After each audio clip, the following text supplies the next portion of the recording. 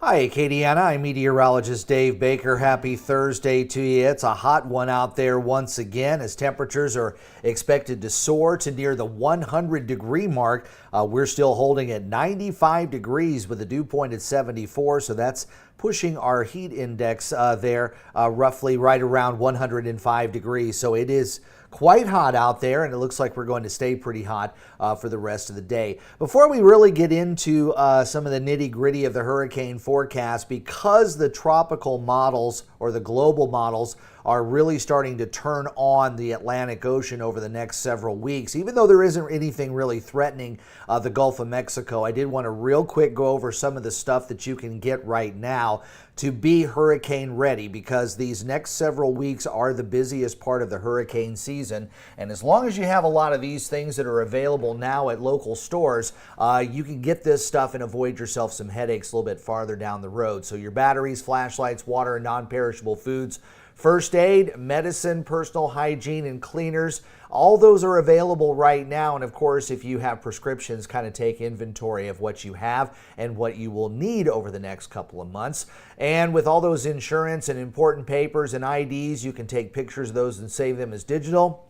Make sure you have a basic tool set and everything you need for kids and your pets as well, whether you're staying at home or if you're going to be evacuating from any kind of tropical system, because the frequency of tropical activity really starts to skyrocket here over the next several weeks. So keep that in mind as things are expected to be quite busy. Most of the preseason forecasts have shown a significant number of named storms, up to 23 according to at least one of those early season forecasts, and most of the ranges have been anywhere between 18 and 25. And this time of the year is when most of our tropical development and tracks move over much of the western part of the Atlantic into the east coast sections where Debby currently is, and also the Gulf of Mexico is a hot spot as well. So things will be getting busy here pretty soon. Real quick look outside. Again, it's a very hot day out there, very hazy as well. The dew points are up just a little bit more, so it's feeling a bit more uncomfortable compared to yesterday. But there is a front that's going to kind of work through here overnight tonight. Dew points might be down a little bit tomorrow, even though temperatures are still expected to hit the upper 90s. It might feel a little more comfortable and perhaps a little bit better toward the latter part of the weekend as a secondary front pushes on through. So let's get going on Tropical Storm Debby, which seems like we've been talking about Debby way too long, and I'm sure our friends over in the Carolinas are pretty done with her overstay there along the East Coast. There's still quite a bit of rain that's currently there right along the Atlantic coast, and that's going to continue to stay there and move up the East Coast over the next couple of days.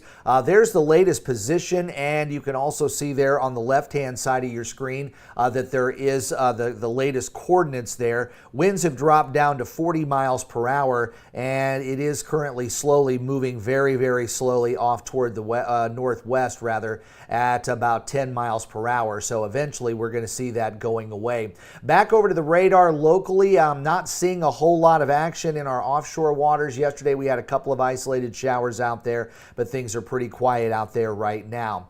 As far as the Gulf of Mexico, if you wanted to do any fishing or boating out there, or for many of our friends who are working offshore, looks like you got a pretty decent day out there. Seas generally about 1 to 3 feet, maybe some 2 to 4 in the far eastern waters, but the rougher stuff, of course, is there off the Atlantic coast where Tropical Storm Debby has decided to linger for quite some time. But as we look at the Gulf of Mexico, it really is a fine day out there with fair skies and that drier air with that frontal boundary eventually going to be pushing in. As far as any convection along that front, doesn't look very likely. The atmosphere is pretty well capped. We've got a couple of inversions as you work your way up in the atmosphere. So air is going to have a hard time to get through and bust through that cap, cool and condense, to be able to get some showers and thunderstorms going. So I think we'll see light winds generally out of the west or northwest, about 10 to 15 knots, and seas running about 2 to 3 feet. Down towards Central America, this is our tropical wave that we were actually looking at earlier in the week. It's now kind of working its way here onto the coast of Central America and will continue to push off toward the west. So we're not expecting any development there. Earlier, some of the models were calling for something in the Bay of Campeche, but really started to back off on any development around the midweek, and now we're looking at that tropical wave moving over Central America. And since it's over land, it won't have any chance for development. Meanwhile, the rest of the Caribbean Sea looks fine. We've got clear skies pretty much from the Leeward and Windward Islands westward to south of Jamaica. We've got more of an upper level low that's spinning here. So since that's higher in the atmosphere, that's not going to be bringing any tropical weather. And there's really not a whole lot out here in the western part of the Atlantic, east of the Windward Islands, at least for right now. But looking out at the farther range of the tropical Atlantic satellite, we've got a couple of tropical waves, one here and one right over here. And both of those are being forecast to develop here perhaps over the next couple of days, especially the one that we're watching right here. This area is expected to kind of drift off toward the west-northwest and might have a chance for some development perhaps in this area coming up sometime next week. And the models are all coming into an agreement on that as well. And most of the models are also calling for additional tropical waves that are coming off of the Atlantic coast here to perhaps develop too. So many of the models are keeping much of this region of the Atlantic Ocean pretty busy.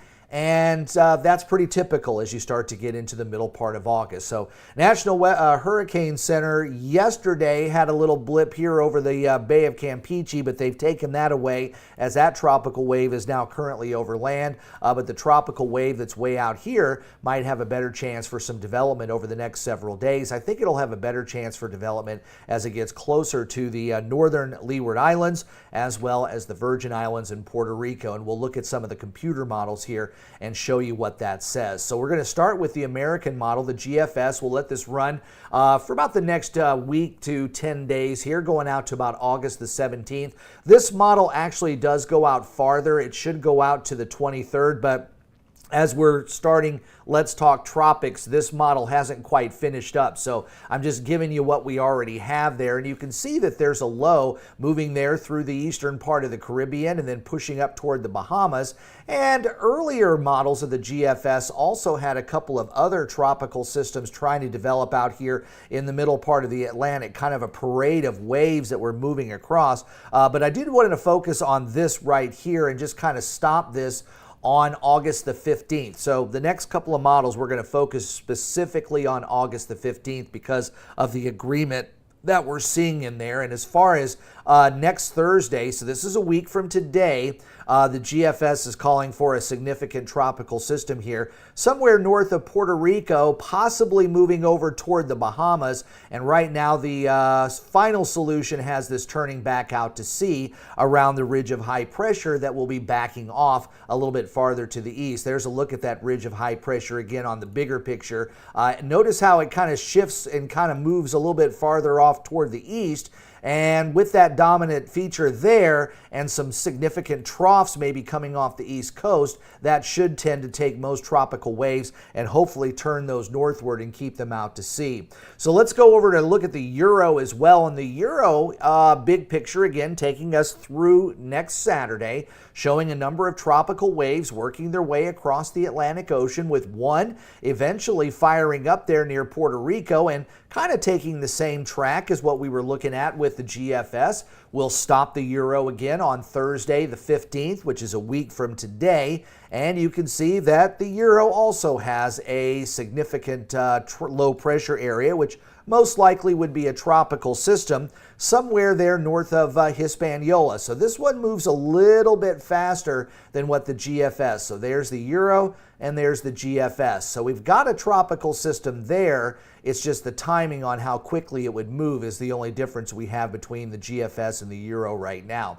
Canadian model coming back on board. Earlier runs this morning didn't have any tropical systems developing, but today, just like the previous two models, you can see there's a tropical system trying to develop and move there near the Virgin Islands. And again, we'll stop this model on Thursday the 15th.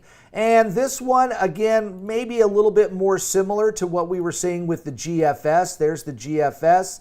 And there is the Canadian version versus the Euro, which was a lot faster on there. But still, we're talking about a tropical system that possibly could be in this vicinity sometime in a week or so. But it also is showing that the possibility of anything developing in that particular area would more likely make a turn back away from the United States, as a ridge of high pressure will also, according to the Canadian model, will be pushing a little bit farther to the east. And I will say the icon does basically the same thing. We've actually got some pretty good agreement, especially in this long-range model. Ridge of high pressure, just like the other three models, concentrated more over the eastern part of the Atlantic Ocean. Some decent troughs coming off of the North American continent. So in between that, we may see more of these systems kind of curving away and not going into the Gulf of Mexico. Not saying that we couldn't get something to fire up somewhere in the Caribbean or the Western Gulf, but right now, none of the models are really suggesting anything, and even the icon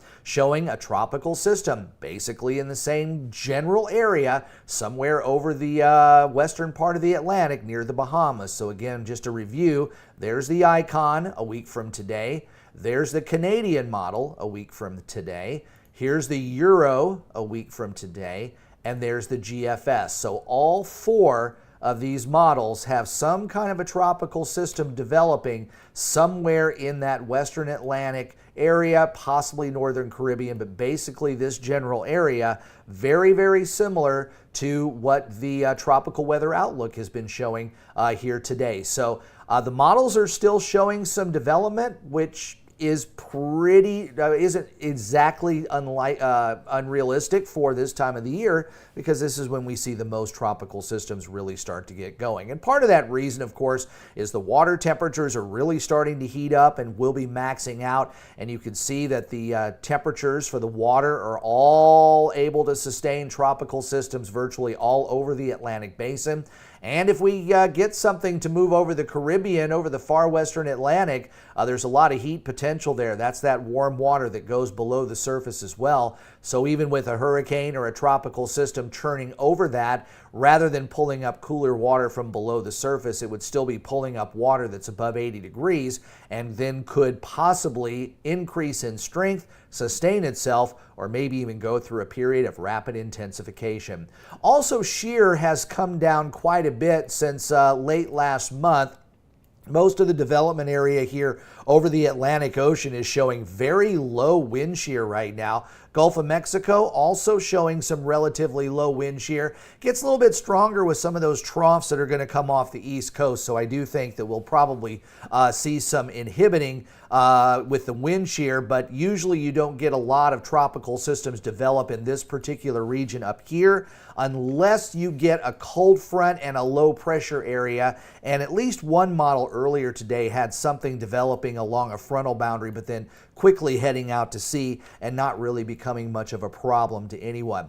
There was a question on YouTube earlier, and we went over this yesterday a little bit. With all of the forecasts that have come out that are showing somewhere anywhere between 19 and 25 named storms, here we are at finishing the first week of August already, but we only have 4 named systems under our belt. Well, as I showed you yesterday, over the past 5 years, we have averaged 15 to 16 named storms after August the 7th, which would be yesterday. So let's just say if we get the average about 16, we would finish up with 20 because we've already had 4. So that's within that range of some of those early season forecasts. But also about half on average have also become hurricanes. So even though we're already to August 8th and we've only got 4 named storms under our belt, if you just look at the last 5 years and just take the average, we should easily be able to get to 19 or 20 on the list.